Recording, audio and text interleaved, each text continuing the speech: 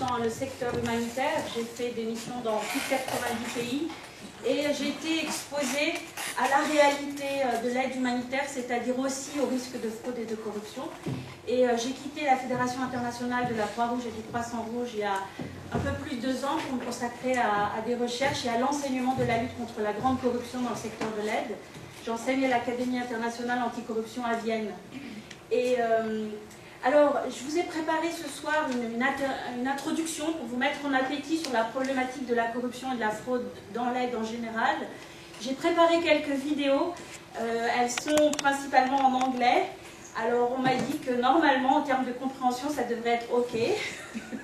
Donc, ce sont des courtes vidéos, juste pour vous donner des idées. En fait, j'ai cherché beaucoup les vidéos en langue française, mais la majorité des vidéos intéressantes sur la lutte contre la corruption sont en anglais, parce qu'elles sont faites par la police, par Interpol, et leurs outils principaux sont en anglais. Alors, peut-être une première vidéo pour commencer, pour se mettre un peu en appétit.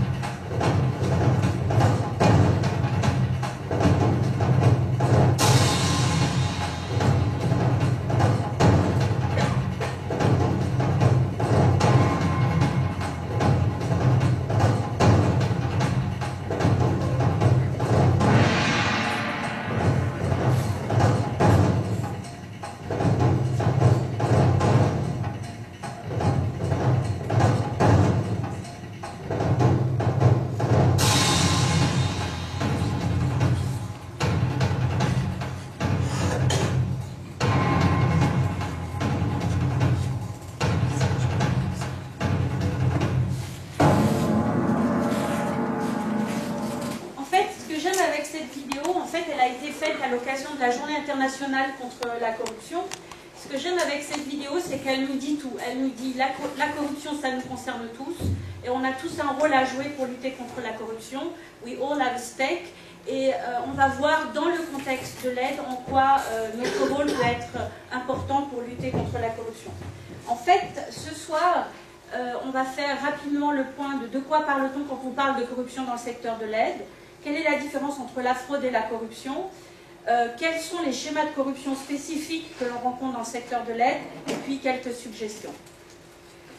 Alors, il y a un monsieur qui s'appelle Hermann Ebbinghaus, qui est décédé en 1909 et qui était spécialiste de la psychologie et l'apprentissage pour adultes. Et il disait que, et c'est toujours vrai, très probablement, dans les prochaines 24 heures, vous allez oublier 80% de ce que je vous ai dit. Et très probablement, dans les prochains 30 jours, vous allez oublier 90% de ce que je vais vous dire.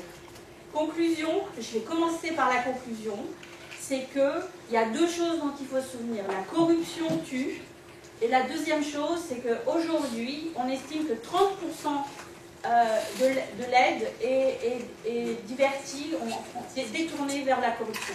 Donc la corruption tue, et 30% des budgets généraux consacrés à l'aide sont détournés à la corruption, ce qui est énorme. En fait, de quoi s'agit-il? Quand on dit corruption, vous pensez à quoi? Pot de vin. Détournement de fonds. Avantage en nature. Avantage en nature. Vente de matériel. Vente de matériel, service de mauvaise qualité. Abus d'influence. Abus d'influence. Marché tronqué. Marché tronqué. Donc là, on est beaucoup autour des procurement. C'est intérêt personnel par rapport à... C'est privilégier son intérêt personnel. Voilà, intérêt personnel par rapport à l'intérêt de l'organisation. Effectivement, il y a beaucoup de termes qui tournent autour de la corruption. Transparency International, qui va servir un peu de phare dans notre conversation, a édité un guide sur tous les termes relatifs à la corruption. Et en fait, il y avait 45 références en 2009, et puis maintenant il y a 60 références et un peu plus. Pourquoi? Parce que quand on parle de conflit d'intérêts, quand on parle de détournement, on doit parler de la partie sombre des choses et aussi des systèmes de contrôle y afférents. Donc on va parler de toute une série de choses qui vont inclure l'éthique, l'intégrité, le compliance, la conformité, la redevabilité, la qualité. C'est-à-dire que la corruption, c'est la face sombre d'une autre histoire. Et quand on parle de corruption, on doit aussi parler de législation, de code de conduite, etc., etc. Et c'est ce dont on va parler. Alors le MOSE, je ne sais pas si dans les cours que vous avez suivis, vous en avez parlé. Vous avez parlé du MOSE? Non. Le MOSE, en fait, c'est la Banque mondiale qui, en 1995, novembre 1995, devait traiter d'un problème de corruption. Et la notion de corruption était tellement taboue que le rapport s'appelle C. Wow. Donc vous imaginez l'état d'esprit. Aujourd'hui, on parle beaucoup de corruption. En France, on en parle beaucoup parce qu'il y a une nouvelle loi. Il y a les décrets d'application, il se passe beaucoup de choses. J'ai entendu à la radio en venant qu'il y a des personnes mises en examen aujourd'hui sur des protocoles de corruption très identifiés. Ce qu'il faut se dire, c'est qu'il y a un peu plus de 20 ans, 23 ans, la Banque mondiale, quand elle devait faire un rapport sur la corruption, elle faisait un rapport sur ces points. Donc vous imaginez d'où on vient. On se dit, le 1995, c'est le siècle dernier, c'est même le millénaire dernier, les choses ont changé. En fait, 20 ans plus tard, en 2015, je ne sais pas si vous voyez ici, 2015, ça c'est la page web développement de la Banque mondiale, on parle encore du MOSE. C'est-à-dire que la conversation autour de la corruption dans le secteur de l'aide demeure une conversation encore taboue. En fait, il y a différentes définitions de la corruption. On va utiliser principalement la définition que Transparency International propose. La corruption est l'abus de pouvoir à des fins d'intérêt privé. Il classifie la corruption en grande, petite et politique. C'est vrai que Transparency International se concentre principalement sur la grande corruption. Ce que l'on va constater dans le secteur de l'aide, il y a de la grande corruption, c'est-à-dire qu'il y a des schémas de corruption qui fonctionnent par millions. Mais il y a aussi de très nombreux petits schémas de corruption qui arrivent en même temps à différents niveaux. C'est-à-dire qu'il ne faut pas négliger les schémas de petite corruption, parce qu'en fait, ce sont les schémas les plus rampants et les plus insidieux, parce qu'en fait, ils sont inscrits dans la durée. Et puis la corruption politique, c'est le troisième modèle que Transparency International étudie. Robert Klinghardt, c'est un enseignant de Harvard qui a beaucoup écrit sur la lutte contre la corruption, qui a beaucoup aidé à travers la Banque mondiale, à travers le CDE, à mettre en place des programmes de réforme pour lutter contre la corruption dans le secteur de l'aide. Et lui, il a une définition qu'il qualifie d'équation criminalo-économique qui est assez simple et à mon avis facile à retenir. Il dit que la corruption, c'est une situation dans laquelle il y a une situation de monopole plus une situation discrétionnaire à laquelle on retire la redevabilité. Donc, quand on est dans une situation de monopole, que l'interlocuteur a un pouvoir discrétionnaire et qu'en plus il ne rend pas compte, très probablement on a le terreau d'un bon schéma de corruption. Alors après, vous pouvez avoir votre définition. Moi je rajouterais la corruption égale une situation de monopole plus une attitude discrétionnaire à laquelle on retire la redevabilité et la transparence. Quand il n'y a pas de transparence, il n'y a pas de redevabilité, par exemple. Ou alors, puisque c'est la mode de parler d'intégrité, la corruption est égale à une situation monopolistique avec une attitude discrétionnaire à laquelle on retire une attitude de redevabilité, de transparence et d'intégrité. Quoi qu'il en soit, on a une idée plus ou moins proche de ce dont on parle quand on parle de corruption. En fait, les principes généraux qui sont décrits par un monsieur qui s'appelle Michael Johnston et qui a écrit un livre de référence sur la lutte contre la corruption qui s'appelle Les syndromes de corruption, il dit, et je suis assez d'accord avec lui, que toutes les sociétés sont concernées par les questions de corruption, qu'il n'y a aucune société qui a toutes les réponses, c'est-à-dire faisons attention aux réformes d'un pays à un autre, et la corruption varie d'un pays à l'autre, et elle impacte sur le développement, la justice, le processus de démocratisation, la sécurité, l'éducation. Vous pouvez lister ce que vous voulez. En fait, je ne sais pas si vous êtes familier avec cette notion d'indice de corruption, est-ce que vous suivez ça? En fait, tous les ans, Transparency International publie depuis les années 90 un index qui s'appelle Corruption Perception Index, qui est vraiment un index de perception de la corruption. On parle de perception. Cet index est élaboré tous les ans à partir d'une formule assez compliquée où on intègre des données qui sont fournies par les États, par la société civile, par les journalistes, et qui permet de donner une échelle de positionnement du niveau de perception de la corruption dans un pays donné. Donc peut-être là, il y a une petite vidéo. The Corruption Perceptions Index scores public sector corruption in 180 countries and territories around the world. Using a scale of 0 to 100, where 0 is highly corrupt and 100 is very clean, this year's results show some alarming trends. More than 2/3 of countries score below 50 on the index, with an average of 43. This year, New Zealand comes out on top, while Somalia scores the worst. But no country is clean across the board. No country scores a perfect 100. Our analysis shows that countries that are lower on the index are also more dangerous for journalists and activists. In fact, one journalist is killed every week in a highly corrupt country. Low scores can also point to countries where activists are prevented from speaking out against corrupt officials. Despite efforts to combat corruption around the world, little progress has been made, and ordinary people suffer as a result. In today's environment, where there are widespread crackdowns on activists and media, the global community must do more. Help us speak out against corruption. Together, we can hold those in power to account. Visit transparency.org to learn more, and follow us on Facebook, Twitter and Instagram to learn about how you can stop corruption. Ce qui est intéressant avec cet index, c'est que bien évidemment, ça a été le premier index de ce type à être partagé au niveau international depuis les années 90.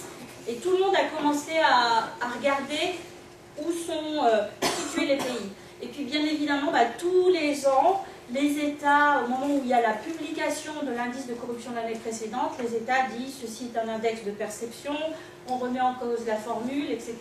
Moi, j'ai travaillé avec beaucoup d'enquêteurs dans de nombreux pays, dans les unités anticorruption, même si les positionnements publics, c'est de dire il s'agit d'un index de perception, tout le monde utilise cet index pour se faire une idée de deux choses.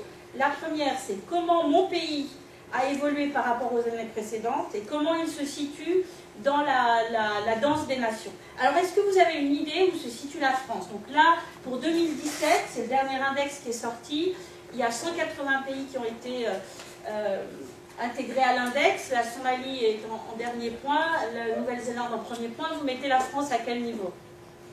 40. 40. 15. 75. Donc c'est intéressant parce que ça prouve qu'il y a des niveaux de perception différents dans la salle. En fait, en 2017, la France était en niveau 23, avec un score de 70.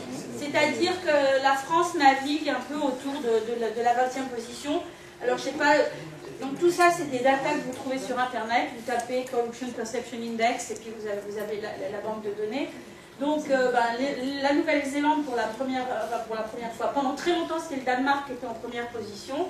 Et puis surprise, surprise, les pays qui sont à la fin du rank sont des pays qui sont d'une extrême fragilité économique, qui sont souvent des pays en situation de conflit ou qui viennent de traverser des désastres et des catastrophes. Ça veut dire quoi? Ça veut dire que les pays dans lesquels nous intervenons en tant que travailleurs humanitaires sont des pays qui sont la cible du crime organisé, qui sont la cible des schémas de haute corruption. Je dis ça pourquoi? Parce que même si on a un code d'éthique en tant que travailleur humanitaire, qu'on a des politiques internes strictes et des systèmes de contrôle, la réalité c'est que l'action humanitaire, elle n'intervient pas comme dans une île isolée, elle intervient dans un contexte qui est lui-même systématiquement et systémiquement corrompu. Ok? Si vous avez des questions au fur et à mesure, il ne faut pas hésiter à les poser. Donc en fait, ce qui se passe, c'est que pour comprendre les niveaux de corruption, on ne va pas juste s'intéresser à ce Corruption Perception Index, on va utiliser toute une série d'autres index pour se faire une idée du contexte dans lequel on intervient. On va utiliser pas mal d'index qui sont produits par la Banque mondiale ou le World Economic Forum, ça c'est plutôt pour les facteurs économiques. Aussi, on va utiliser des index juridiques, des index sur la liberté d'expression, le droit de se réunir. Donc, il y a pléthore d'index. Je vous les ai mis là parce que je vous laisse les slides si vous voulez vous pencher sur les combinaisons d'index. En plus du Corruption Perception Index, Transparency International propose régulièrement ce qu'ils appellent le baromètre global de corruption, c'est-à-dire qu'ils vont faire des analyses régionales. Ça donne, je dirais, si vous devez intervenir dans un pays, ben, vous allez vous faire une opinion sur le pays où vous intervenez par rapport à tout ce que votre centre de documentation vous donne, ce que l'histoire de votre organisation en tant qu'entreprise apprenante a intégré et a mis en place pour des fiches techniques. Mais après, vous pouvez vous faire aussi une opinion en consultant certains de ces documents et en particulier le baromètre global. Donc voilà, un certain nombre d'indicateurs. L'indicateur de l'Institut de Bâle est intéressant parce qu'il s'est concentré sur le blanchiment d'argent et souvent les organisations humanitaires sont des cibles privilégiées pour le blanchiment d'argent, donc cet index peut être utile. Index sur l'intégrité, voilà, il n'y a pas besoin de rester plus là-dedans. Donc, ce qu'il faut savoir en matière de corruption, c'est que vous intervenez avec des outils juridiques nationaux, internationaux et régionaux. Au niveau international, il y a deux conventions qui se parlent et qui nous concernent quand on intervient dans le secteur humanitaire. C'est ce qu'on appelle le UNCTOC, qui est UN Convention Against Transnational Organized Crime. Voilà, c'est la criminalité transnationale organisée, excusez-moi. Et puis la Convention des Nations Unies contre la corruption. Ce qui est intéressant, c'est que la convention qui parle du crime organisé transnational, elle a une certaine définition de la corruption dans son article 8, mais la Convention des Nations Unies contre la corruption, qui est à propos de la lutte contre la corruption, qui est une bonne convention à mon sens, qui est très pragmatique, une convention très, très bien conçue. De nombreux États sont partis à cette convention, et bien quoi? Cette convention n'a pas de définition sur la corruption. Ça nous donne quand même un indicateur qui est que la majorité des États sont décidés à travailler ensemble pour combattre un fléau qu'ils ne veulent pas définir, parce que c'est vrai que cette corruption, elle sera définie différemment selon l'endroit où on est. Donc pas de définition dans la Convention contre la corruption. Le cadre juridique pour vous, le cadre national, votre cadre d'intervention, vous avez en France le code pénal qui définit le principe de corruption, le principe de corrupteur, donc la notion de corruption passive, corruption active. Hein. Quand je suis passif, je reçois, je fais rien, mais il se passe quelque chose. La notion de passif-actif fonctionne mieux pour la fraude, parce que normalement, pour la corruption, on doit être deux. La fraude, il n'y a pas besoin d'être deux. On peut frauder tout seul, son organisation, son entreprise. Pour la corruption, il y a quelqu'un qui corrompt quelqu'un d'autre. Et puis vous avez, depuis 2016, cette fameuse loi Sapin 2, qui est entrée en vigueur en janvier 2017, et pour ce qui est la question des lanceurs d'alerte et de la protection des lanceurs d'alerte le 1er janvier 2018, je crois. Et en fait, cette loi est intéressante parce qu'elle a permis aussi la mise en place en France de l'Agence française pour l'anticorruption. C'est tout nouveau. Ce qui est intéressant, c'est que pour la première fois, je dirais, sur la question de la corruption en France, la société civile a été consultée. Ça, c'est un extrait de Twitter que j'ai trouvé en février, où il y a un appel à la participation, consultation publique pour contribuer à la réflexion de la lutte contre la corruption en France. Ce qu'il faut savoir, c'est que la loi Sapin 2, elle est arrivée pour faire une sorte d'alignement sur la législation internationale de lutte contre la corruption. Et elle a un périmètre d'intervention qui est national, mais il y a des points très spécifiques où elle a des prérogatives internationales. Pour faire court, une longue histoire, en fait, les États-Unis ont adopté en 1977 ce qu'ils appellent le Foreign Corrupt Practice Act, c'est-à-dire un acte contre la corruption au niveau international. Et puis cet acte, il a été Sleeping Act, c'était un acte dormant pendant de nombreuses années. C'est-à-dire que les entreprises, elles intervenaient à l'étranger, elles payaient des pots de vin, tout le monde gardait les yeux fermés, etc. Jusqu'au moment où le niveau de corruption et de pots de vin était tellement élevé qu'il y avait le sentiment du point de vue des États-Unis que la compétition n'était pas loyale. Pourquoi je dis ça? Parce qu'en fin de compte, tout à coup, dans les années 2000, tout à coup, le département de justice américain a activé la mise en œuvre de ce Foreign Corrupt Practice Act, FCPA, et a permis d'intervenir au niveau international sur les actes de corruption, de bribery. En quoi ça nous concerne?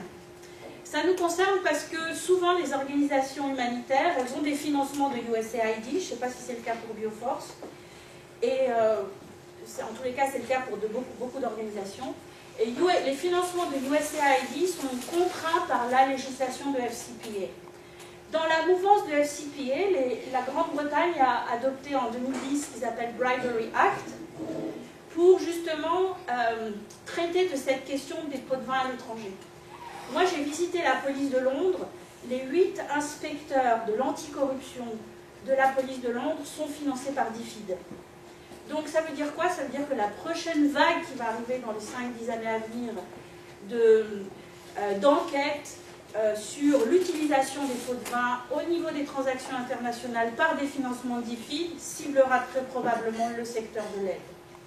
Et en fait, c'est dans la mouvance de FCPA et de Bribery Act en 2010 qu'il y a eu l'adoption de la loi Sapin 2 qui reprend en fait assez bien les learning lessons de l'efficacité de FCPA et de Bribery Act. L'Agence française anticorruption a 3 domaines d'intervention, la prévention, le contrôle et le monitoring, et en fait ils veulent donner un axe important à la prévention. À ma connaissance, ils sont actifs depuis cette année, ils ont 70 collaborateurs. Il faut se dire que l'unité anticorruption en Grande-Bretagne, ils ont 150 enquêteurs. Donc 70, ça paraît beaucoup parce que c'est la première fois qu'il y a l'Agence française anticorruption comme ça, mais c'est loin d'être suffisant par rapport à tout ce qu'il y aura à étudier. Alors c'est intéressant, j'ai trouvé ça ce matin sur le site de l'Agence française anticorruption. Ils ont mis un lexique et au lieu de mettre les 60 ou 80 termes spécifiques à la lutte contre la corruption, ils en ont choisi 6, 2, 4, 6. Ça veut dire quoi? Ça veut dire que ça va être très certainement la cible de leurs prochaines enquêtes. C'est juste un petit clin d'œil à suivre. En matière de fraude, la différence entre la fraude... alors, il y a plusieurs définitions. Hein. Les universitaires vous diront que la corruption englobe la fraude. L'association des Certified Fraud Examiners vous diront que la fraude englobe la corruption. Peu importe. Ce qui est clair, c'est que depuis les années 50, en criminologie, on a identifié un profil du fraudeur qui est basé sur le principe de la rationalisation. Donc là, on a de nouveau un petit film.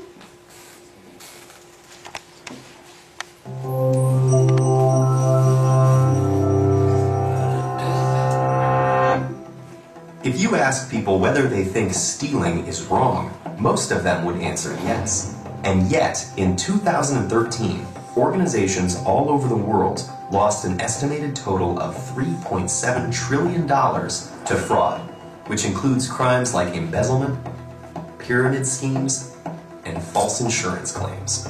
This wasn't just the work of a few bad apples. The truth is that many people are susceptible not only to the temptation to commit fraud, but to convincing themselves that they've done nothing wrong. So why does fraud happen? While individual motivations may differ from case to case, the fraud triangle, a model developed by criminologist Donald Cressy, shows 3 conditions that make fraud likely: pressure, opportunity, and rationalization. Pressure is often what motivates someone to engage in fraud to begin with. It could be a personal debt, an addiction, an earnings quota, a sudden job loss, or an illness in the family. As for opportunity, many people in both public and private sectors have access to tools that enable them to commit and conceal fraud. Corporate credit cards, internal company data, or control over the budget. The combination of pressure and being exposed to such opportunities on a daily basis can create a strong temptation. But even with these 2 elements, most fraud still requires rationalization. Many fraudsters are first-time offenders, so in order to commit an act most would regard as wrong, they need to justify it to themselves. Some feel entitled to the money because they are underpaid and overworked, and others believe their fraud is victimless, perhaps even planning to return the money once their crisis is resolved. Some of the most common types of fraud don't even register as such to the perpetrator. Examples include employees fudging timesheets or expense reports, taxpayers failing to report cash earnings, or service providers overbilling insurance companies. Though these may seem small and can sometimes only involve hundreds of dollars, they all contribute to the big picture. And then there's fraud on a massive scale. In 2003, Italian dairy food giant Parmalat went bankrupt after it was found to have fabricated a $4 billion bank account and falsified financial statements to hide the fact that its subsidiaries had been losing money. Because it was family-controlled, corporate governance and regulator supervision were difficult, and the company likely hoped that the losses could be recouped before anyone found out. And it's not just corporate greed. Governments and nonprofits are also susceptible to fraud. During her time as city comptroller for Dixon, Illinois, Rita Crundwell embezzled over $53 million. Rita was one of the country's leading quarter horse breeders and winner of 52 world championships, but the cost of maintaining the herd ran to $200,000 per month. Because her position gave her complete control over city finances, she was easily able to divert money to an account she used for private expenses, and the scheme went unnoticed for 20 years. It is believed that Crundwell felt entitled to a lavish lifestyle based on her position and the notoriety her winnings brought to the city. It's tempting to think of fraud as a victimless crime because corporations and civic institutions aren't people. But fraud harms real people in virtually every case. The employees of Parmalat who lost their jobs, the citizens of Dixon whose taxes subsidized horse breeding, the customers of companies which raised their prices to offset losses. Sometimes the effects are obvious and devastating, like when Bernie Madoff caused thousands of people to lose their life savings. But often they're subtle and not easy to untangle, yet someone, somewhere, is left holding the bill.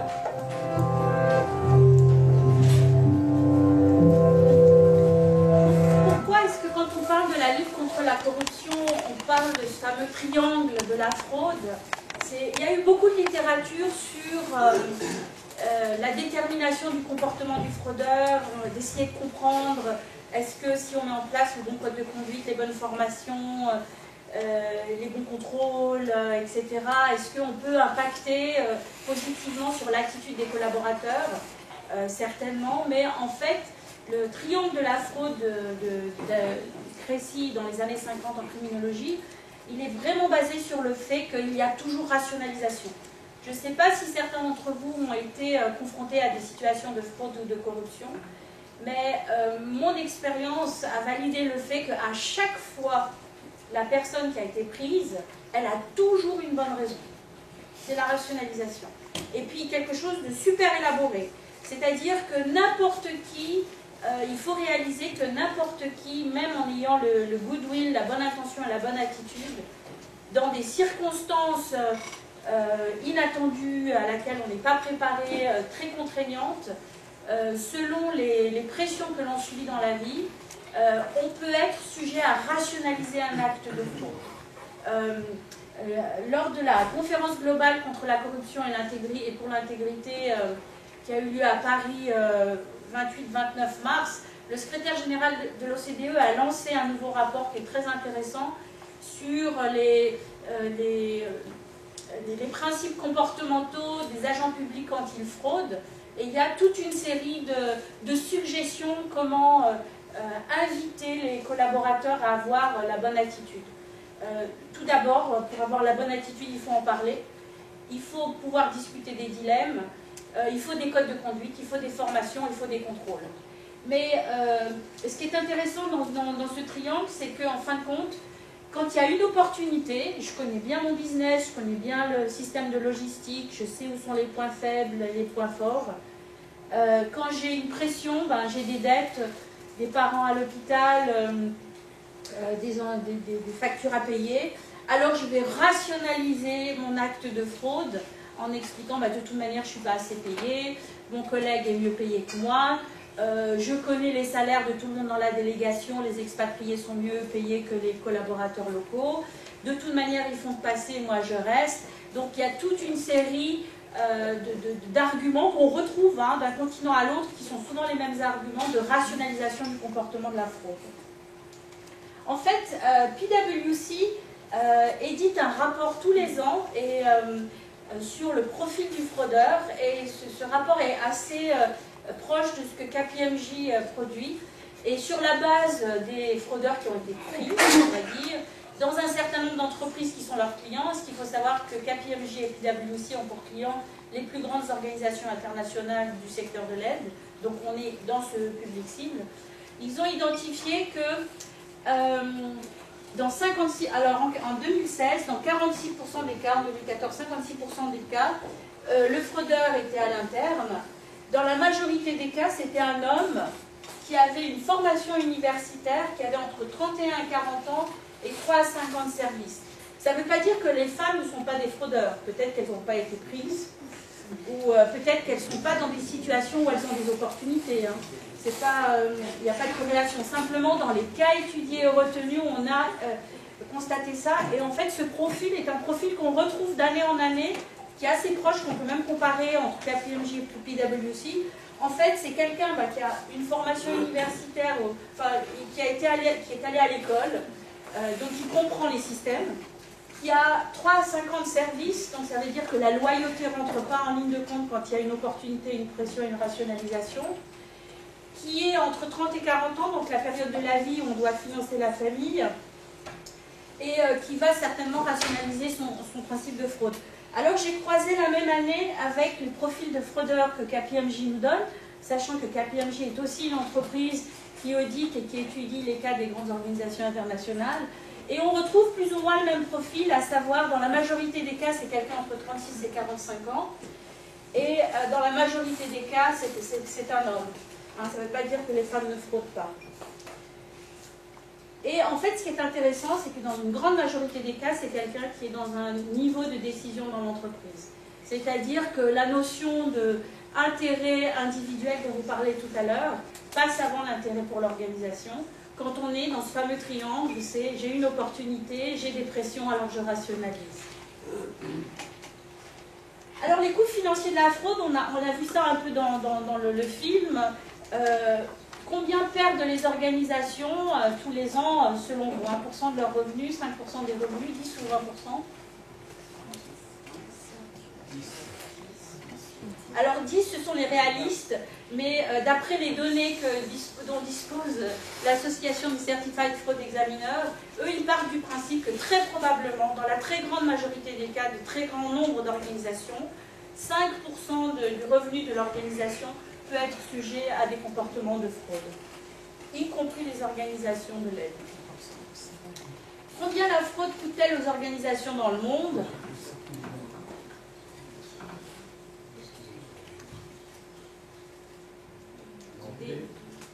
Alors on est à 6,3 milliards de ce qui a été identifié. Il ne faut pas oublier qu'on parle d'un iceberg dont on ne connaît que le tip of the iceberg. Donc en fait c'est phénoménal, ce sont des sommes phénoménales. Selon la Banque mondiale, c'est une donnée de novembre 2016, 1 trillion, donc 1 trillion c'est 1000 milliards de dollars est payé en corruption. J'ai mis corruption, le terme de la Banque mondiale c'est bribery, donc c'est subornation, corruption, ça peut être pot de vin. Et ça a un impact encore plus important en matière de développement économique. Excusez-moi, par rapport, la première diapo c'était 30% de l'aide. Oui, alors j'y viens. Voilà, j'y arrive. Alors maintenant, la corruption dans l'aide, dans tout ça, une fois qu'on a compris de quoi s'agit-il, il s'agit de la corruption, de la fraude, de sommes énormes, et ça concerne tout le monde. Bien, dans l'aide, il y a beaucoup d'argent. Hein, on n'arrête pas de dire qu'il y a de moins en moins d'ONG, moins en moins de volontaires et moins en moins d'argent. C'est pas vrai. En tous les cas, c'est pas ce que les chiffres nous disent. Les chiffres, en fait, nous disent, le Global Humanitarian Assistance Report de 2014 nous dit qu'en assistance humanitaire, il y avait 22 milliards de dollars. En 2015, il y avait 24,5 milliards, donc ça augmente. En 2016, on atteint 28 milliards. Et là, il y a une petite vidéo, on en reviendra plus tard. Et en 2017 sur 2016, on était à 27,3 milliards de dollars. Donc c'est énorme. En matière de corruption, on dit trace the money, c'est-à-dire que le target, c'est pas forcément l'industrie pharmaceutique ou l'industrie du luxe parce qu'il y a des diamants, c'est l'industrie où il y a de l'argent. Et une industrie où il y a de l'argent, c'est l'industrie de l'aide. Alors, vous êtes familier avec ça parce que j'imagine que vous avez vu ça dans vos différents cours. Les grands donateurs de l'aide humanitaire, en tant qu'État, donc on a les États-Unis, le Canada, la Commission européenne, la Grande-Bretagne, l'Allemagne, la Suède, etc., l'Arabie Saoudite, le Japon et un certain nombre d'autres pays, et puis qui sont en fait qui reçoit cet argent, le Blue Pillar, ce qu'on appelle le pilier bleu, c'est-à-dire tout le système des Nations Unies, les agences, le Red Pillar, c'est-à-dire la communauté Croix-Rouge, Croissant-Rouge, et puis les autres. Mais en fait, ce qui se passe, c'est que cet argent est droppé suite aux appels à financement dans tout ce système de l'aide, et que ce qu'il faut réaliser, c'est que l'aide, elle vient avec la collaboration avec plusieurs partenaires. Et les zones d'ombre, elles se situent dans les canaux gris, on va dire, c'est-à-dire, dans la majorité des cas, les organisations arrivent à être redevables sur l'utilisation des fonds qu'elles utilisent, mais n'ont pas une pratique de due diligence, de contrôle de conformité avec les organisations partenaires. Et tout ça, c'est la zone d'ombre, la zone grise, qui est le target du crime organisé. Ce qu'il faut savoir en matière de crime organisé, c'est qu'il y a deux avantages au crime organisé, si on peut dire. D'abord, il est très organisé, lui. Et la deuxième chose, c'est qu'il est transnational. C'est-à-dire qu'il n'est pas codifié par des systèmes de juridiction nationale, donc il navigue assez facilement à travers les organisations d'un pays à l'autre. En fait, j'ai regardé dans l'histoire récente, il y a eu cette fameuse déclaration de Paris sur l'efficacité de l'aide, dans laquelle on parle de corruption. En 2008, il y a eu le programme d'action de la déclaration de Paris, dont on parle encore de corruption. Donc à l'époque, on est dans la tendance et la mouvance de l'adoption de la Convention des Nations Unies contre le crime transnational organisé de 2000 et la Convention des Nations Unies contre la corruption de 2003. Et puis en 2011, on parle encore un tout petit peu de la corruption dans ce qu'on a appelé le New Deal. Et puis là, en 2012, il y a Ban Ki-moon qui dit on va faire une séance de haut niveau sur la transparence, la redevabilité, la transparence et le développement durable. Et il y a un concept note qui fait 3 pages, et sur 3 pages, le mot corruption est cité 23 fois. Donc là, on est en 2012, c'est le pic en 2000, 2003, 2005, 2008, 2011, 2012. La corruption est au cœur du sujet, puis il est rentré dans le sujet de l'aide, et on a fait un grand pas en avant par rapport au rapport C de la Banque mondiale de 1995. La Ban Ki-moon nous annonce à ce moment-là, sur la base des données qu'il a reçues de la Banque mondiale très probablement, et aussi de cette fameuse unité spéciale des Nations Unies pour les enquêtes internes, OIOS, que 30% de l'aide est détournée dans la corruption. Alors là, on a parlé des 28 milliards 27,5 milliards en 2017, 28 milliards c'était l'année d'avant. L'assistance humanitaire, ce qu'il faut savoir, c'est qu'en 2016, 156 milliards de dollars est consacré à l'aide, quand on a aide, la partie développement et assistance humanitaire. Donc 30% de 156 milliards, ça fait un sacré pactole. Donc en fait, la cible, c'est vraiment l'industrie de l'aide. Et là, vous avez quelques exemples classiques de la Banque mondiale. Je ne sais pas si vous connaissez cet exemple, la construction d'une route. Quand on regarde kilomètre 1, la route, elle doit faire cette largeur, et puis kilomètre 250, la route, elle a déjà perdu presque la moitié d'un mètre. Donc vous imaginez en tonnage de matériaux ce que ça représente en capacité de construction de maisons. Donc ça, c'est du détournement. Alors, pendant des années, on envoyait des auditeurs, maintenant on envoie des drones. Mais les drones, ils peuvent rapporter, ou des photos satellites, peuvent rapporter qu'effectivement la route est construite par rapport à... Il y a 25 ans en arrière, la route n'aurait pas été construite, maintenant elle est construite. Après, quelle est la qualité de la route, quelle est son épaisseur, est-ce qu'elle va passer la prochaine saison des pluies, on ne sait pas. Donc ça, c'est un exemple de détournement. Et puis là, c'est un autre exemple qui est connu de la Banque mondiale, c'est la construction d'une école. Alors oui, on peut constater que l'école a été construite en zone rurale, mais elle n'est pas utilisée pour donner les cours aux enfants, elle est utilisée pour lieu de stockage. Je ne dis pas que c'est bien ou que c'est pas bien, peut-être que dans l'intérêt de la communauté, ils vont mieux stocker la nourriture, puis passer l'hiver ou la saison, j'en sais rien, mais il y a clairement un problème. Eh bien, alors on peut croire que, voilà, 3 pages de concept note de Ban Ki-moon, il annonce 30% de l'aide va à la corruption, 23 fois corruption citée en 3 pages. Et dans la foulée 2016, il y a le sommet humanitaire mondial, peut-être que certains d'entre vous y ont été. Il y a 16 pages d'engagement de la société civile et des États, pratiquement tout le monde y est. Il n'y a aucune référence à la corruption. On ne parle plus de corruption en 2016. Le mot disparaît du langage et de la littérature du secteur de l'aide. Par contre, on parle de transparence. C'est-à-dire que les communicants vont dire, parler de corruption, ça... Enfin, moi, c'est le discours qu'on m'a tenu, hein. Si on utilise le mot corruption vis-à-vis des médias, ça attire l'attention sur le caractère sombre de l'intervention. Il vaut mieux parler du caractère positif, c'est-à-dire un comportement de redevabilité et de transparence.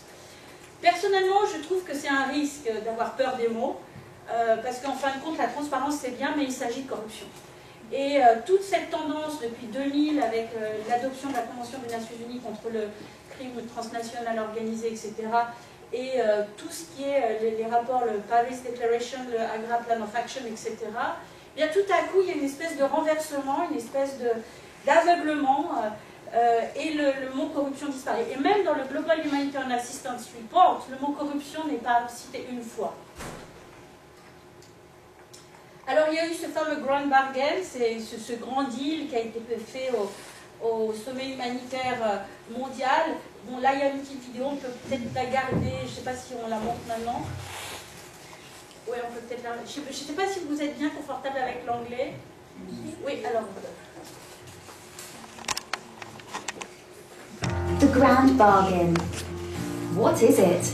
Why did it come about? What now? And what does this mean for NGOs? These are some of the questions we will discuss in Topic 6 of ICFA's Humanitarian Financing Learning Stream. The Grand Bargain, one of the highlights of the 2016 World Humanitarian Summit, is a package of 51 commitments agreed to by a growing list of donor and aid agency representatives to make humanitarian aid more efficient and effective. The Grand Bargain encourages us all to work together more efficiently and transparently with new and existing humanitarian partners. To do this, we must become more innovative and collaborative. The 51 commitments of the Grand Bargain are categorised into 10 work streams promoting greater transparency, support and funding to local and national responders, increasing the use of cash-based programming, reducing duplication and management costs, improving joint needs assessments, a participation revolution, include people receiving aid in making the decisions which affect their lives,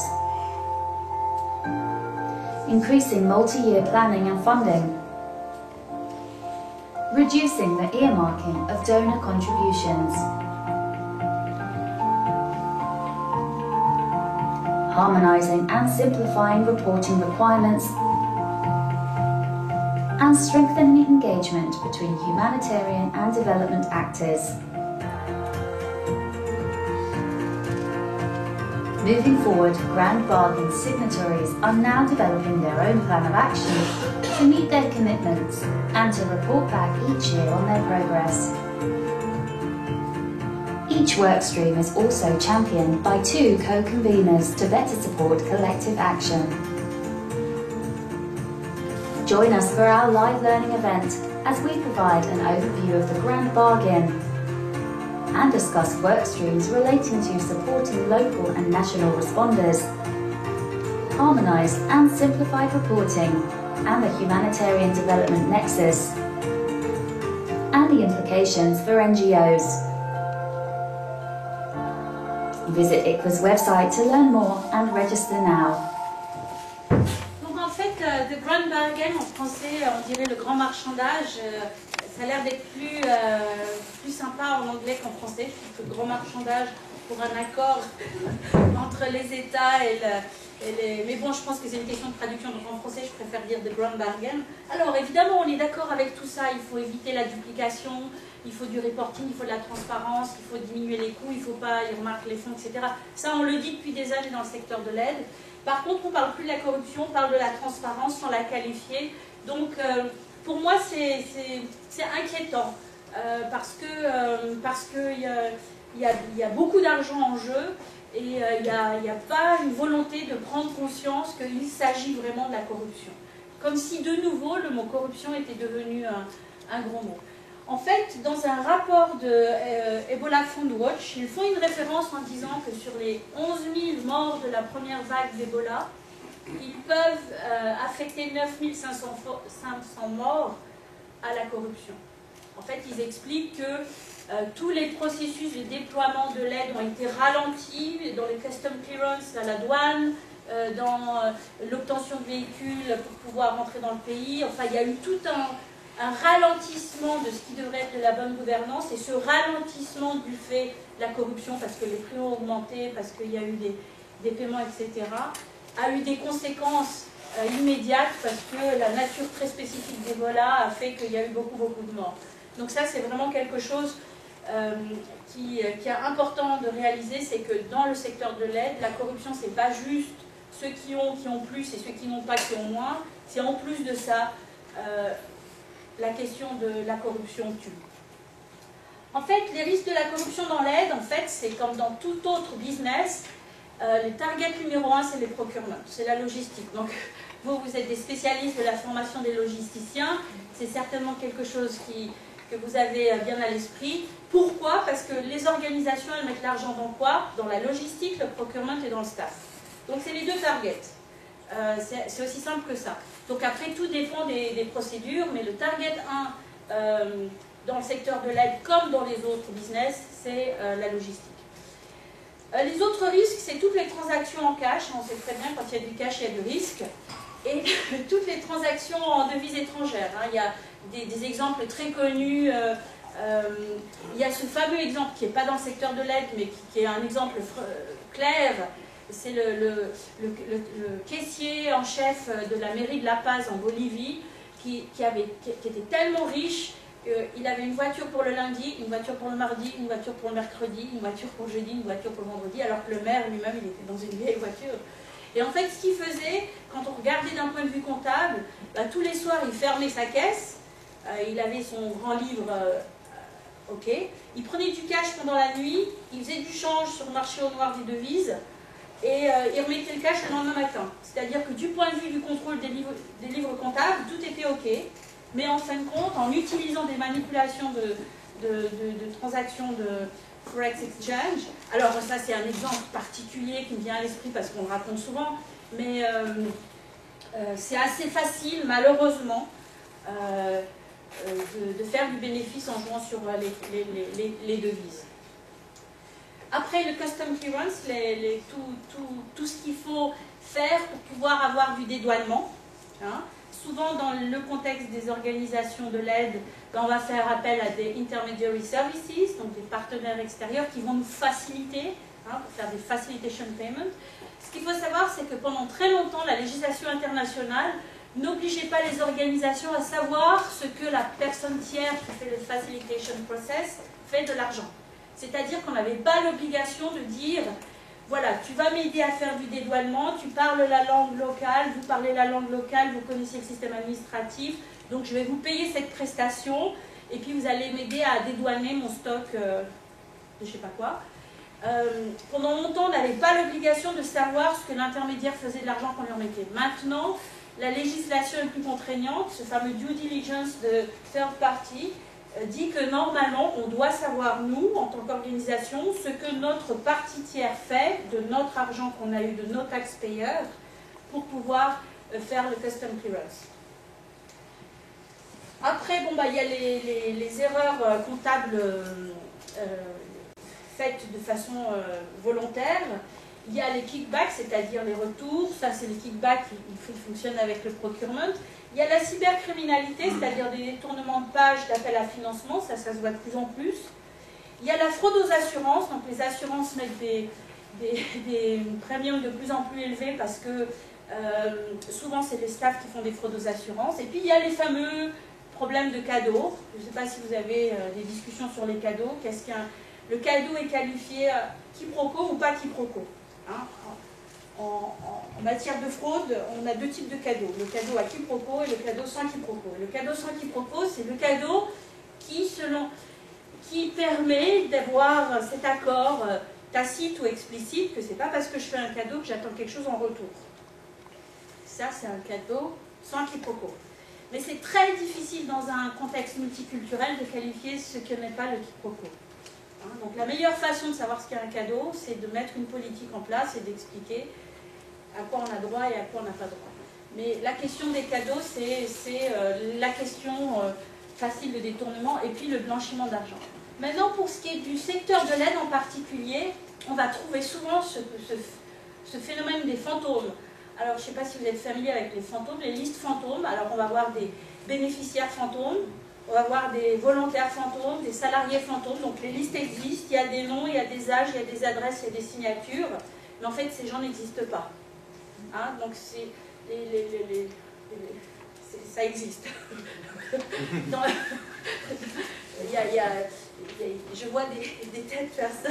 Il doit y avoir des exemples très précis à vos esprits. Donc le ghost phenomenon, c'est vraiment ce qu'on voit beaucoup dans le secteur de l'aide. Le double dipping, c'est une tactique comptable pour les ONG locales qui n'ont pas de software de comptabilité très avancé, qui font tout de façon manuelle, qui vont dire, en fait, je reçois 100 du donateur A, et puis je vais faire le programme Z, et je rapporte que j'ai fait le programme Z. Et puis je reçois 100 du donateur B, et je vais lui dire que j'ai fait le programme Z, mais je vais avoir gardé pour moi soit A, soit B. Et ça, c'est une technique qu'on retrouve beaucoup dans les petites ONG. Les checkpoints. Alors, le checkpoint, c'est le grand drame de l'aide humanitaire, c'est-à-dire qu'on sait que pour des questions de sécurité, il faut faire quelque chose, mais c'est très rarement documenté. Souvent, sur le terrain, les collaborateurs trouvent une solution, et au siège, on ne pose pas de questions. Hein? Donc, c'est pas documenté. Mais ça peut... souvent, c'est lié à des questions de sécurité. Il y a une très grande tolérance de la part des back donors sur la question des pots de vin dans les checkpoints, parce qu'ils savent qu'il y a des problèmes de sécurité. Mais en même temps, ce n'est pas documenté. Donc ça, c'est un des grands tabous du secteur de l'aide, c'est comment on traite les fameuses caisses noires dans les checkpoints. Le népotisme qui est spécifique à l'aide, c'est-à-dire qu'il y a un programme d'aide qui arrive, il y a de l'argent. Alors on va créer une ONG locale qui va répondre aux besoins, c'est le côté opportuniste ou entrepreneurial des organisations. Et pour des raisons d'efficacité, on va avoir l'épouse, le frère, le cousin, la sœur, parce qu'on se connaît bien, parce qu'on fonctionne bien ensemble et parce qu'on pense qu'il n'y a pas de problème. Et puis on va boucler le système de l'ONG et on va faciliter les détournements de fonds. Ça, c'est des schémas assez connus. Sextortion, c'est quelque chose qui est aussi dramatique que le reste, peut-être plus. Alors, on a connu les programmes Food for Petrol et Food for Sex aussi. Je ne sais pas si vous vous souvenez des scandales qu'il y a eu à l'époque de Kofi Annan, qui a demandé une révision de Staff Code of Conduct. Et puis encore récemment, on a vu dans le cadre d'une grande ONG internationale, c'était pas forcément du sextortion, mais la question de prevention sexual exploitation and abuse qui a été discutée dans ce contexte-là. Après, le schéma de taux de rotation du staff très élevé, ce qui se passe, c'est que dans l'aide, on va recruter beaucoup de monde très vite, on va fonctionner en accordéon à cause de la catastrophe, on va recruter du monde, et puis après, on va laisser partir les gens, puis voilà, de nouveau l'année suivante, il y a de nouveau une inondation ou je ne sais pas quoi, puis on va re-recruter. C'est très facile quand il y a un très haut niveau de staff turnover, pour les gens qui targetent le financement de l'ONG, de pouvoir détecter les points de faiblesse de l'organisation. Donc ça, c'est un red flag. Bon, ça, c'est le schéma très spécifique de l'Afghanistan. Le schéma de l'urgence à dépenser, qui est très spécifique aussi au secteur de l'aide, c'est-à-dire qu'on est dépendant de financeurs qui nous demandent d'utiliser l'argent dans l'année et qui n'acceptent pas ou pas toujours le transfert de fonds d'argent non utilisé sur l'année suivante.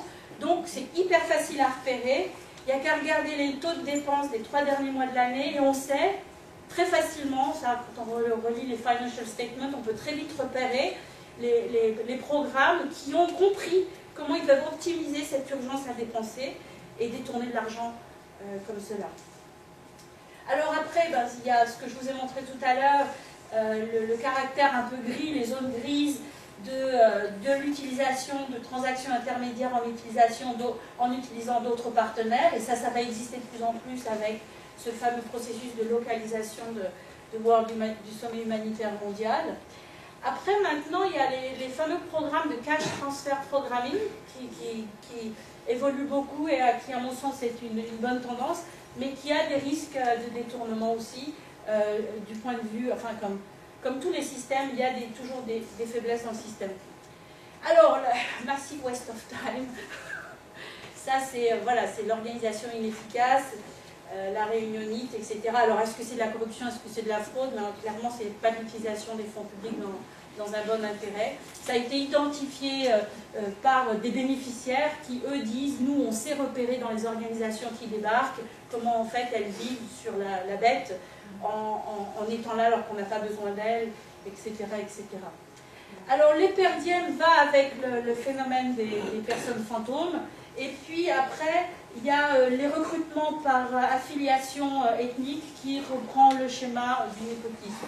Donc ça, ce sont des schémas qui sont assez récurrents dans le secteur de l'aide et qu'on retrouve et qu'on peut détecter assez facilement. Excusez-moi. Oui. Vous pouvez juste expliquer le per diem, parce que j'ai pas compris. Oui, le per diem, c'est-à-dire qu'on va faire par exemple une liste de volontaires qui ont participé à une action pour faire de la distribution alimentaire et à laquelle on doit donner un per diem.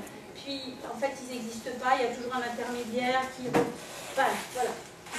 Et ça, c'est pas forcément les collaborateurs locaux, hein. Ça peut être les staffs internationaux qui font des abus de per diem. Hein. On cible personne en particulier. Alors les tendances, dans les années 90, la littérature du secteur de l'aide, c'était parler d'intégrité, on va être des organisations avec plus d'intégrité, il y a une dimension un peu morale dans la notion d'intégrité. Dans les années 2000, on a parlé de la tendance sur accountability, redevabilité. On s'est rendu compte dans les années 2010 qu'on ne pouvait pas parler de cette redevabilité si on ne parlait pas de transparence. Alors à votre avis, qu'est-ce qui va se passer dans la prochaine décennie? Les trois. Pas bête. Oui, en fait, dans la prochaine décennie, on va parler de la conformité. Hein. C'est le grand débat sur compliance actuellement. C'est de dire, on est des organisations dans des juridictions qui sont soumises à des juridictions soumises à rule of law. Je ne sais pas comment on dit en français, rule of law, des cadres juridiques. Voilà, le droit dirige. Et il faut la conformité à trois choses. Il faut la conformité à votre code éthique. Quelle est la valeur et la vision de votre organisation. Il faut la conformité, ça c'est votre conformité interne. Il faut la conformité au legal framework, au cadre juridique. Et puis après, il y a toute cette prolifération de normes. Il faut la conformité aux normes et standards. Alors je crois savoir que vous avez eu une conférence justement sur la qualité et la redevabilité. Effectivement, il y a beaucoup de normes. Moi, ce qui me surprend, je dois dire, c'est qu'un élément de défense du secteur de l'aide, c'est d'avoir voulu développer ses propres normes, en disant on est spécifique, alors on va développer nos propres normes. Mais il n'y a rien de spécifique à traiter 156 milliards de dollars par an.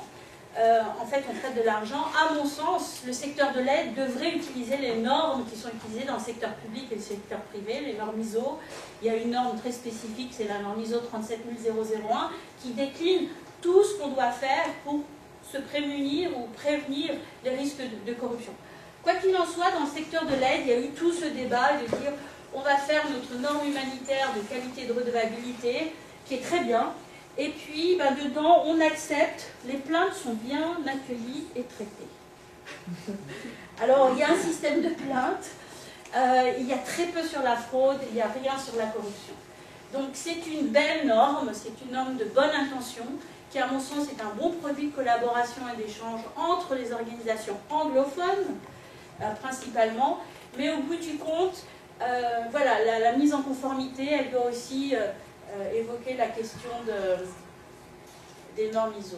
Alors voilà, donc dans la notion de normes, il y a eu prolifération dans les organisations de procédures, c'est-à-dire que souvent les gens ne savent plus est-ce que les procédures existent. Le checklist dit oui. Est-ce qu'il y a un code de conduite? Oui. Est-ce qu'il y a une politique de prévention et de contrôle de la fraude? Oui. Est-ce qu'il y a un système de plainte? Oui, etc. Mais est-ce que toutes ces politiques sont revisitées les unes au regard des autres? En fait, on constate dans le secteur de l'aide qu'il y a une sorte de prolifération des procédures et que souvent, les collaborateurs sont un peu perdus. Moi, j'ai vu une organisation, quand il y a eu ce scandale Food for Sex en Afrique de l'Ouest il y a une dizaine d'années, Kofi Annan avait fait passer une circulaire en disant « Maintenant, je vous demande à l'Agence des Nations Unies de réviser votre Staff Code of Conduct ».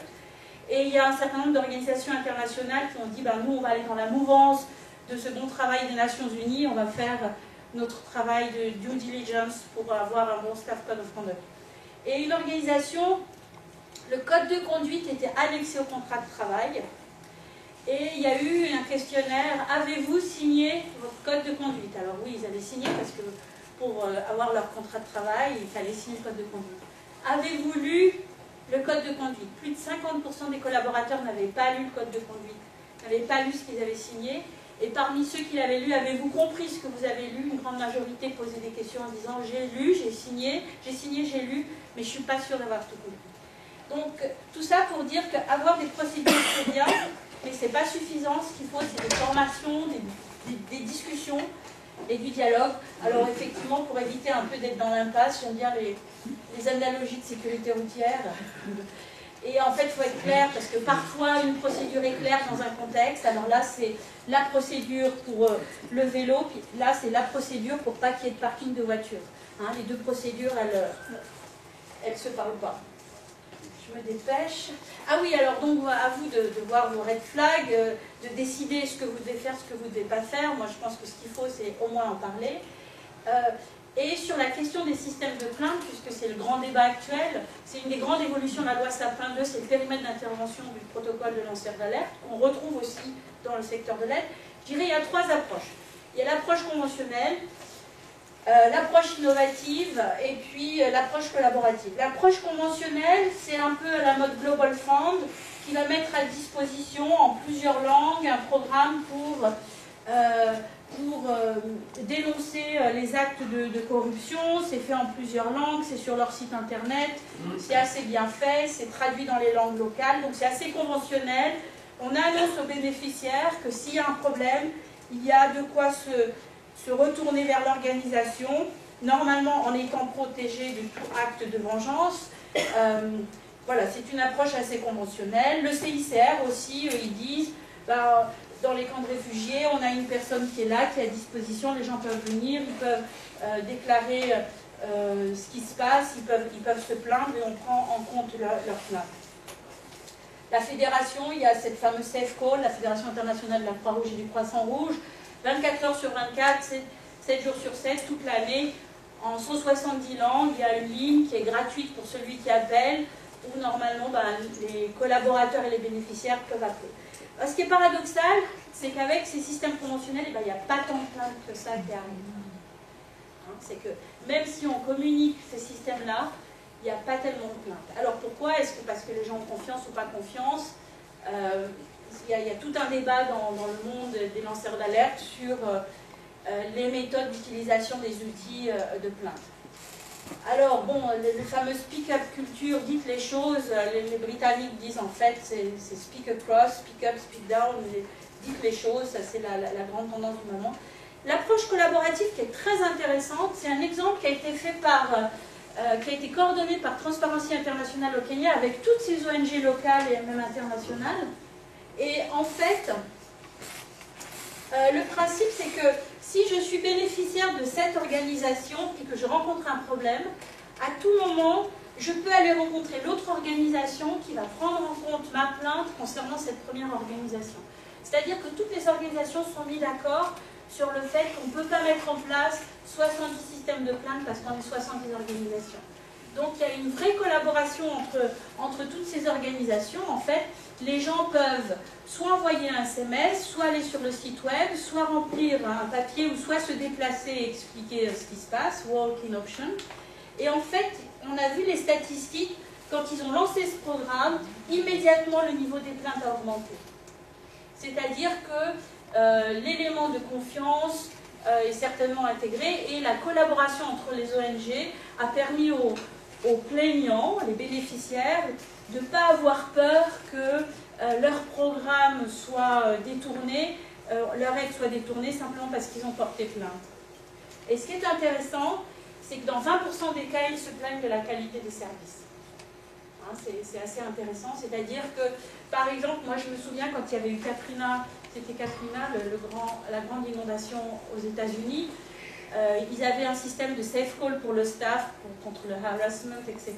Et en fin de compte, plus de 70% des appels venaient des bénéficiaires qui voulaient se plaindre de la qualité des services.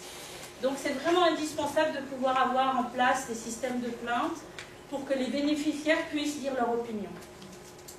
Sachant que l'international n'a pas eu le droit d'intervenir, je crois, c'est seulement les États-Unis qui ont intervenu. Oui, en fait, ils ont accepté pour la première, c'était la première fois qu'ils avaient un cas de méga opération pour laquelle ils avaient besoin d'aide. Ils ont accepté avec beaucoup de délai l'aide de partenaires, mais sous condition. C'est-à-dire, c'était assez intéressant, c'est que en fait, ils ont fait des points de blocage sur les points précisément les points qu'eux, ils combattent quand ils veulent intervenir dans l'aide internationale. Donc, bon, ça a été malheureusement au prix de la vie d'hommes et de femmes, et ça a été aussi un learning lesson de USAID. Hein. L'approche innovative, c'est assez intéressant, c'est une association, une organisation qui s'appelle Integrity Action, qui nous a fait présenter ça par rapport au Népal. En fait, ils ont mis en place un système, un fixed rate, c'est-à-dire qu'un peu sur TripAdvisor principe, en fait, c'est la population qui, à travers un programme qui s'appelle Development Check, qui évalue en temps réel les problèmes qu'elle rencontre, les problèmes qui sont réglés et l'argent qu'ils ont reçu. C'est-à-dire que si on va sur leur site web, par exemple, DFID qui a donné X millions, c'est exactement combien de l'allocation qu'ils ont fait à Integrity Action a été effectivement utilisée et est-ce que les programmes mis en œuvre ont été à la satisfaction des bénéficiaires. Ce système de plainte, qui est un système de plainte positive en fait, parce que la communauté répond à ses propres problèmes, a permis de supprimer plusieurs niveaux d'évaluateurs internationaux qui coûtaient très cher au programme et qui a permis vraiment de dépasser la notion d'être inclusif, mais vraiment faire du bottom-up. Après, il y a le Ombudsman, c'est ce système un peu nordique. Certaines organisations ont justement cette personne, mais le système d'Ombudsman comme système de médiation n'est pas très efficace parce qu'en fin de compte, souvent le Ombudsman dans une organisation, il n'a pas de droit d'initiative et il n'a pas de système de contrôle. Alors, moi je vous recommande des documents. Ce document qui est gratuit, qui est sur internet, qui s'appelle Prévenir la corruption dans le cadre des opérations humanitaires, est excellent. Parce qu'il décline toute une série de schémas de corruption.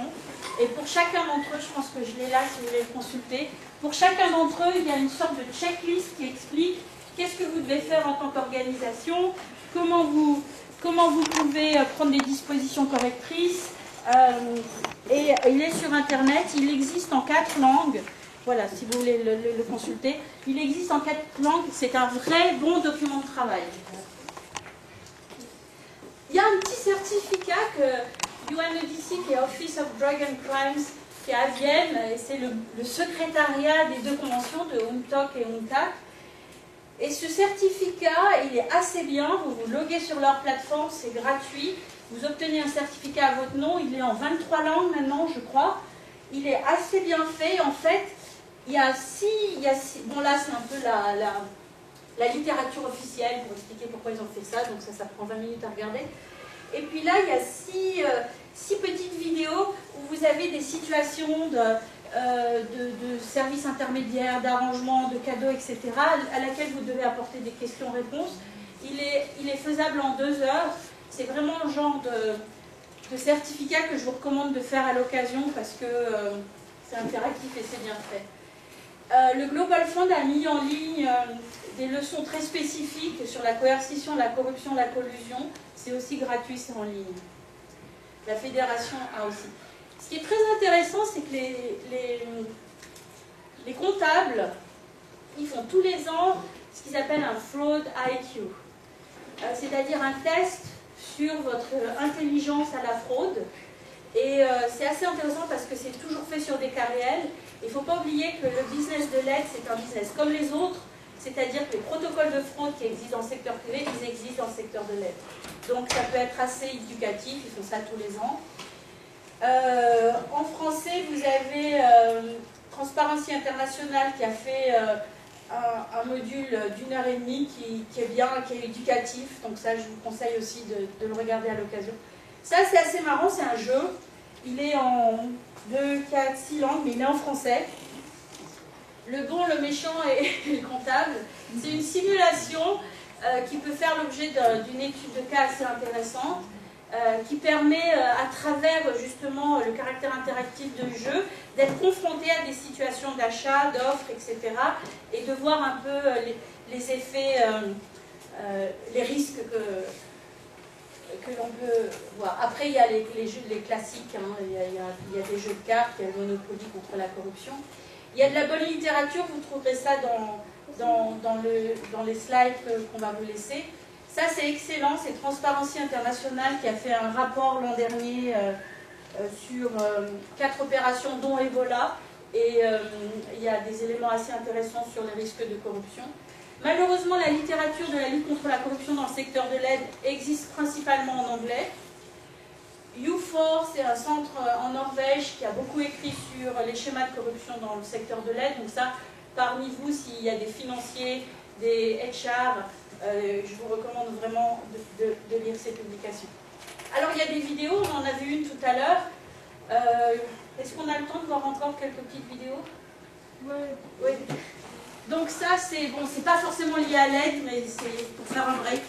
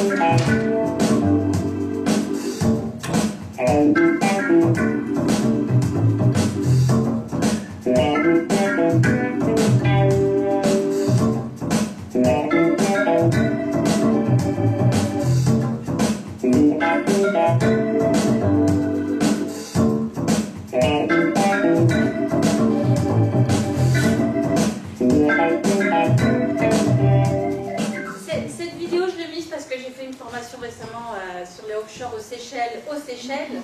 Et en fait, il ne faut pas sous-estimer le risque de blanchiment d'argent par les opérations d'aide. Et en fait, cet argent souvent finit dans les offshore. Je vois qu'il y a des gens qui pensent ça. Il y a des exemples concrets dans la salle.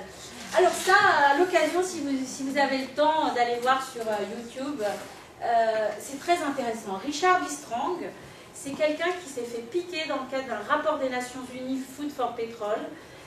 Donc le Joint Inspection Unit, le GIU de UN, fait son rapport sur le problème Food for Petrol.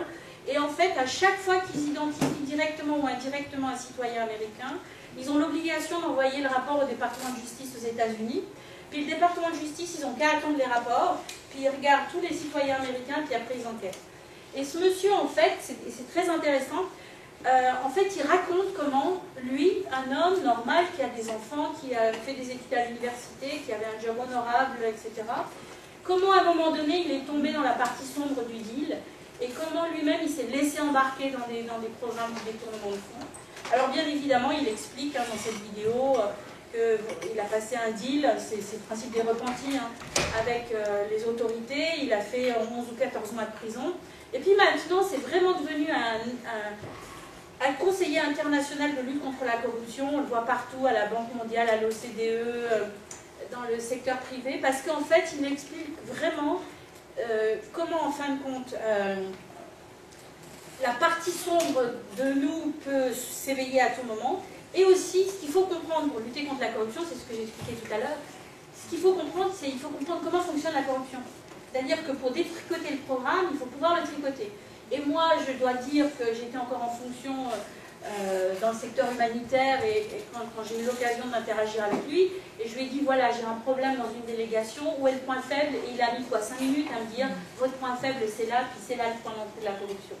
Donc, lire les textes, les repentis, ça donne des idées un petit peu de comment fonctionne la corruption. Alors là, il y a une petite vidéo que j'aime beaucoup, qui est faite par la police de Londres sur Bribery Act. Et pour moi, elle est vraiment importante parce que ils insistent, vous allez voir dans la vidéo, sur donner, recevoir, accepter. C'est ce qu'il faut comprendre. C'est pas le fait de donner de l'argent ou de recevoir de l'argent qui qualifie l'acte de corruption, ça peut être le fait d'accepter. Et en quoi ça nous concerne dans le secteur de l'aide? C'est-à-dire que parfois, quand on dirige les programmes et qu'on garde un regard aveugle sur un certain nombre de choses, de facto, dans le système, dans la qualification, on est qualifié comme ayant accepté le deal, et du coup, la liability, elle est sur nous et pas forcément sur l'organisation.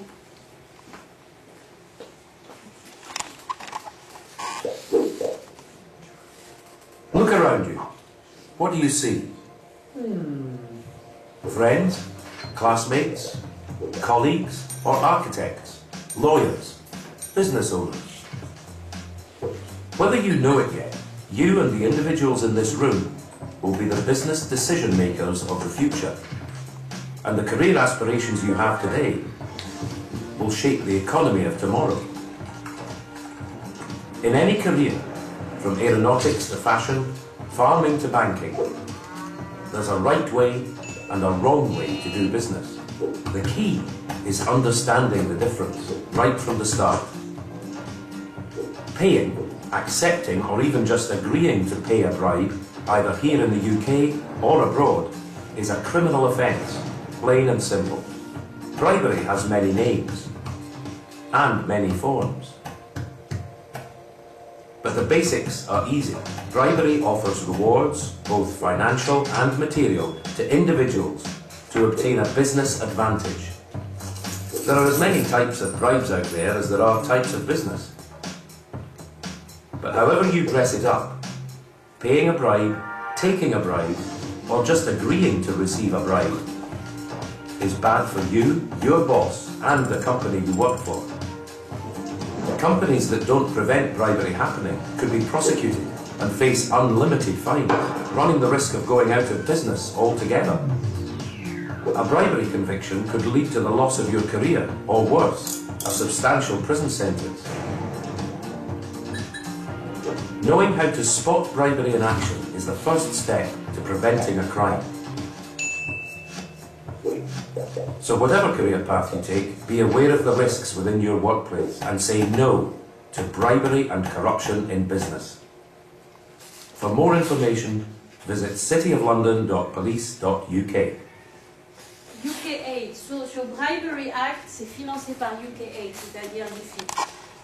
Ça veut dire, je ne sais pas si vous avez des financements de liquide à Bioforce, mais il y a beaucoup d'organisations en tant que travailleurs humanitaires, vous avez travaillé dans, j'espère Bioforce, mais d'autres organisations. Il y a beaucoup d'organisations qui sont financées, des grosses opérations par DFID. Ça veut dire quoi? Ça veut dire qu'en tant que travailleur humanitaire, logisticien ou logisticienne ou RH ou je ne sais pas quoi, n'importe où dans le monde, en tant qu'organisation humanitaire, on est soumis à l'application du Bribery Act. Et ce qu'il faut réaliser, c'est que jusqu'à l'adoption de la Convention de l'OCDE sur les pots de vin aux public officials, il y a un certain nombre de pays où le fait de payer des pots de vin était déduisible des impôts. C'est-à-dire, je faisais un business à l'international, pour pouvoir conquérir ma part de marché, il fallait que je paye un petit peu, je pouvais le déduire de mes impôts. Hein, ça c'était vrai dans pas mal de pays européens, jusqu'à l'adoption de la Convention de l'OCDE en 1997. J'ai bientôt fini. Alors il y a d'autres vidéos, mais peut-être qu'on verra ça plus tard. Il y a des blogs, il y a l'Académie internationale anticorruption que j'enseigne, qui est à mon avis un endroit qu'il faut visiter. Il y a la journée internationale anticorruption le 9 décembre, depuis l'adoption de la Convention contre la corruption en 2003. Le 9 décembre est la journée internationale anticorruption. Ça veut dire quoi? À Bioforce, ça peut être l'occasion avec le staff de discuter du Staff Code of Conduct. Dans vos duty assignments, là où vous êtes déployés, quand il y a une conversation avec les collaborateurs, de dire ben voilà, aujourd'hui c'est la journée des droits de l'homme, aujourd'hui c'est la journée des migrants, aujourd'hui c'est la journée de la lutte contre la corruption, ben voilà notre code de conduite, voilà nos procédures, etc. etc. Il y a aussi la journée internationale des lanceurs d'alerte, ça c'est assez récent, il va y avoir un focus sur les lanceurs d'alerte.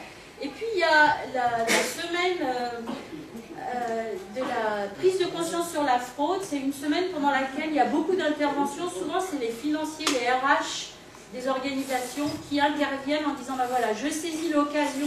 C'est pas parce qu'il y a de la fraude dans la délégation ou dans l'opération, mais au fait c'est la semaine internationale de la fraude. Alors on va se rappeler entre nous de quoi il s'agit et quelles sont les dispositions de l'organisation. Ça c'est l'industrie pharmaceutique française, c'est la journée mondiale de la contrefaçon, parce qu'on voit beaucoup de contrefaçon dans l'aide. Et puis je reviens à ma première coupe, comme très probablement dans 24 heures vous aurez oublié 80% de ce que je vous dis, et dans 30 jours 90% de ce que je vous dis. Alors souvenez-vous deux choses, la corruption tue, et 30% de la corruption, de l'aide va à la corruption. Voilà, je vous remercie.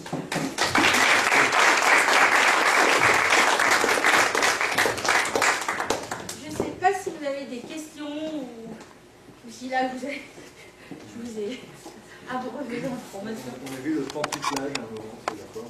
Alors le pantouflage, alors c'était intéressant parce que c'est sur le site de l'Agence française anticorruption. Et en fait, si vous allez voir sur le site, il donne des exemples concrets. Le pantouflage, ce serait quelqu'un qui a des fonctions et qui part à la retraite ou quitte ses fonctions et tire bénéfice des informations qu'il avait dans ses fonctions pour faire des deals. Alors, par exemple, je ne sais pas, hein, mais on va dire quelqu'un dans l'armée, service logistique, qui va se mettre d'accord ou pas se mettre d'accord, hein, c'est explicite ou tacite, et puis il va partir à la retraite, et puis il va tout de suite être recruté par une agence de conseil en sécurité, par exemple. Alors, le pantouflage peut être assimilé au principe de ce qu'on appelle la corruption différée. La corruption différée, c'est le schéma de corruption le plus difficile à prouver. C'est de dire, par exemple, on va dire, je sais pas quel est votre métier. On va dire, vous êtes ingénieur agricole, donc vous aidez à un programme de plantation, on va dire. Et alors, vous n'allez pas passer un deal, mais c'est tout comme. Et puis ce qui va se passer, c'est que vous allez favoriser un choix, vous n'allez pas avoir d'enrichissement personnel immédiatement, et peut-être, dans 1 an, 2 ans, 3 ans, quand vous aurez quitté l'organisation, vous aurez le retour sur le coup de pouce que vous avez donné. C'est-à-dire que la corruption est l'acte de corruption est différé. Et en fait, il est pratiquement impossible à prouver. Parce que c'est très difficile de refaire le lien entre votre enrichissement dans 3 ans et le fait que vous avez contribué à une décision 3 ans avant. Mais voilà. Donc le pantouflage, c'est la version soft de la corruption différée. Oui. Du coup, dans le même sens, je voulais savoir si nous, en tant que travailleurs humanitaires, on va dans un contexte où on voit peut-être que l'aide n'est pas bien menée et que l'on démissionne de quelque temps, monte un business pour venir dans la communauté, tout ça. Est-ce que c'est comme ça? Alors après, c'est toute la question éthique et morale, le dilemme éthique et moral qu'on peut avoir. Si vous êtes dans un contexte où vous n'êtes pas satisfait de ce qui est fait, c'est votre liberté de démissionner.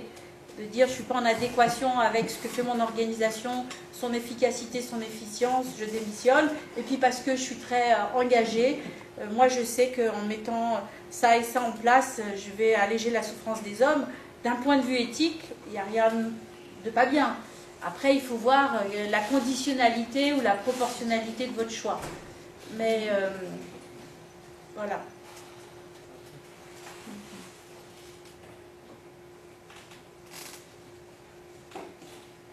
Vous avez travaillé dans 90 pays, dans différentes organisations. Est-ce que vous voyez des systèmes qui sont mis en place dans les organisations qui vraiment montrent une vraie envie de faire de la prévention et de la gestion? Moi, je pense que, oui, j'ai eu la chance, hein, c'est un grand privilège d'aller dans plusieurs terrains d'opération. Je crois que les organisations sont de bonne intention. Hein, je pense vraiment qu'il y a de la bonne intention. Mais il faut faire attention au mythe perpétué de la bonne intention. Parce que ce que j'observe, c'est qu'il y a un décalage entre le décideur et la mise en œuvre. C'est-à-dire qu'il y a beaucoup de décideurs qui, très sincèrement, annoncent qu'ils sont contre la corruption. Je les crois sincères. Et par contre, ce que j'observe, c'est que parfois, ils ont des difficultés à comprendre comment mettre en place des systèmes pour lutter contre cette corruption. Et aussi, souvent, il y a une déconnexion, c'est-à-dire que j'ai rencontré des décideurs qui étaient convaincus, mais vraiment convaincus qu'ils avaient mis en place les bons systèmes, en m'expliquant qu'ils avaient mis en place une équipe d'enquêteurs et que ça allait mieux. Sauf que le volume de risque proportionnellement présenté avec la petite enquête, et aussi je pense qu'on est dans le mythe de l'immédiateté, c'est-à-dire que maintenant on pense que c'est comme dans les films américains en 45 minutes, l'enquête commence, la scène de crime est là, on a les indices, on collecte les évidences, on fait l'examen et à la fin des 45 minutes, il est en prison. Ben, c'est pas comme ça que ça se passe dans la réalité. Dans la réalité, souvent on a des infos, hein, parce que c'est souvent par des infos, et puis où il y a des rumeurs, donc il faut travailler sur les rumeurs, on collecte des infos, parce que les infos de cas de corruption, ils ne viennent pas par les systèmes de plainte aujourd'hui, ils viennent par l'insider, hein, l'info.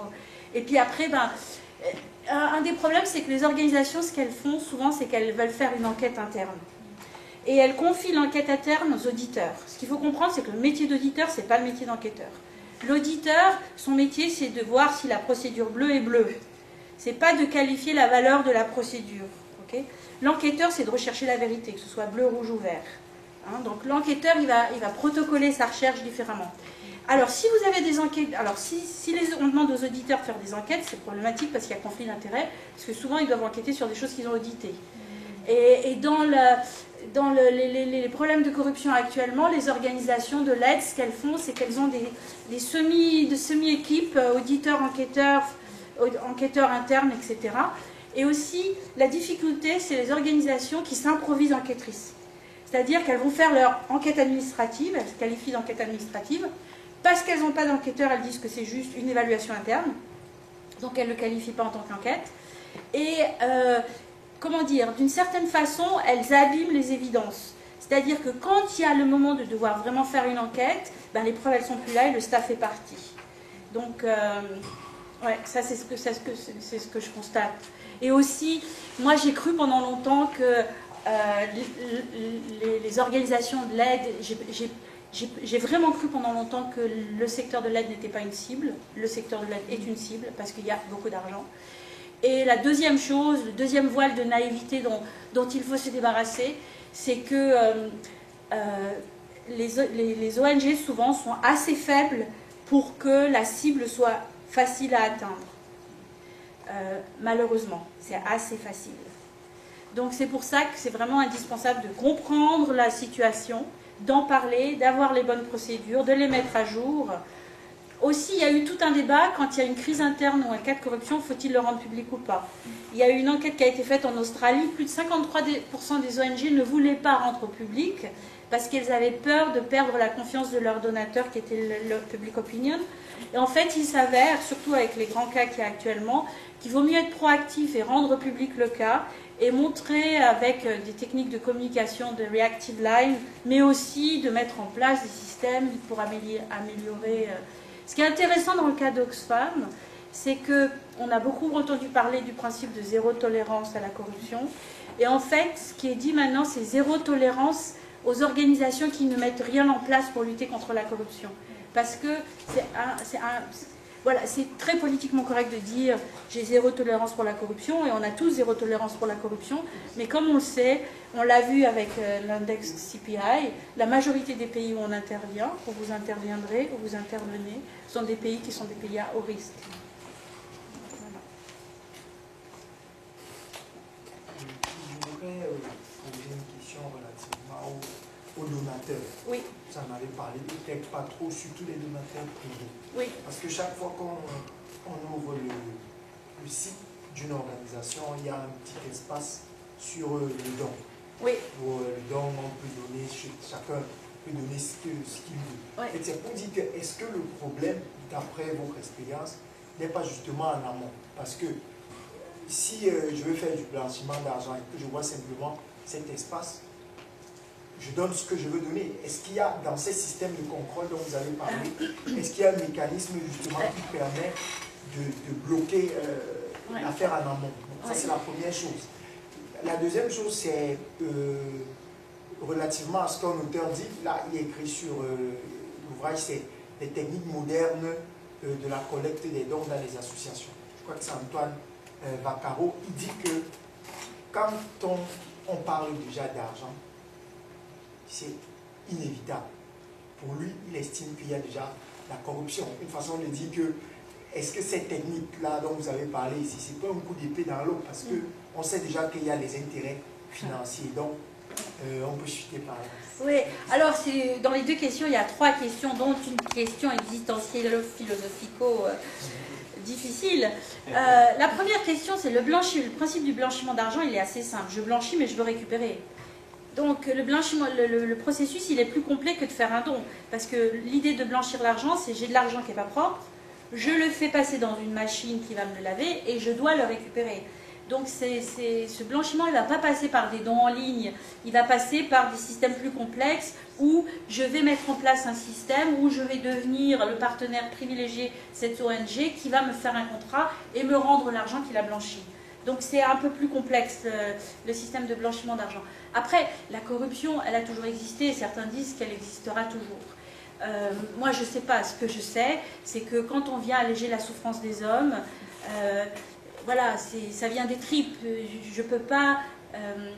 Je pense que dans le secteur humanitaire, c'est vraiment un secteur où on doit faire de notre mieux pour minimiser ce risque, minimiser le risque, en avoir conscience et avoir zéro tolérance au compromis, à la complaisance, etc. et faire de notre mieux pour que les choses se fassent. Parce que dans bien des cas, quand on voit le checkpoint, le deal, c'est... On ne parle jamais de pot de vin, on ne parle jamais de corruption, on parle de sécurité. C'est qu'est-ce que je peux faire pour vous? Non, qu'est-ce que vous pouvez faire pour moi pour que je puisse vous aider à arriver en sécurité au prochain checkpoint? Et en gros, on parle de votre vie. Donc, voilà. Ou alors on se retire de l'opération, ou alors on reste et puis on s'accommode. Mais on ne peut pas s'accommoder en silence. Il faut un débat interne, parce qu'au bout du compte, dans ces contextes-là, c'est les gens sur le terrain qui sont les first line of defense. On parle de 3 lignes de défense, first, second et third line of defense.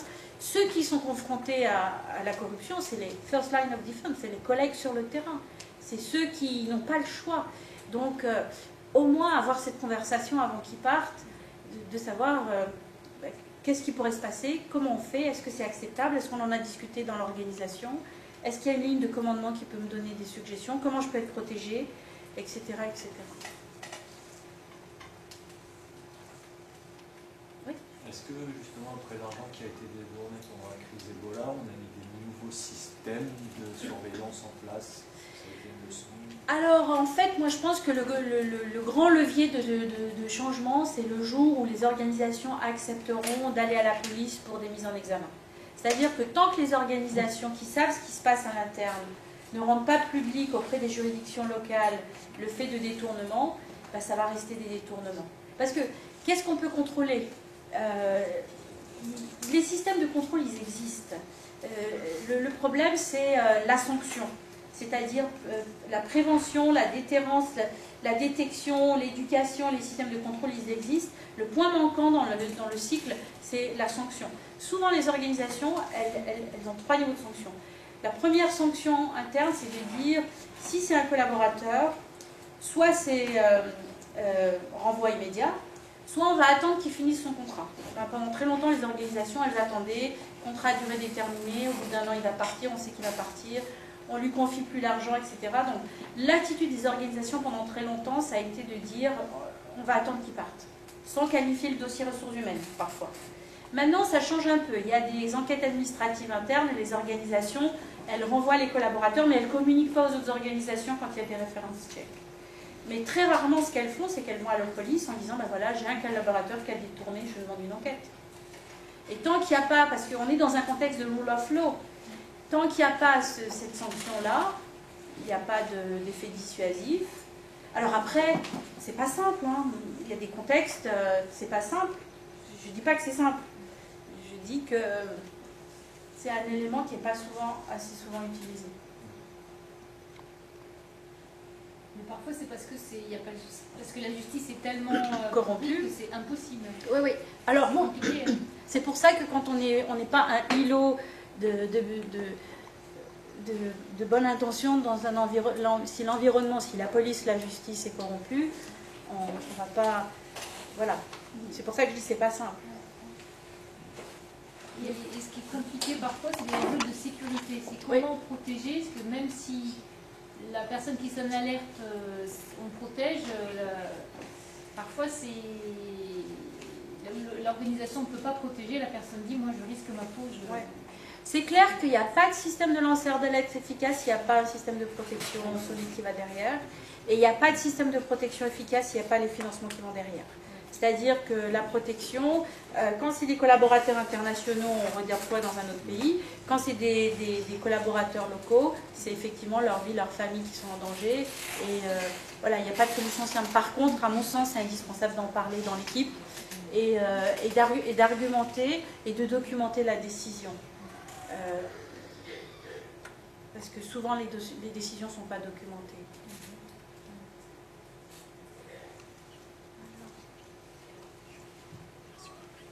S'il n'y a pas d'autres questions. Merci beaucoup.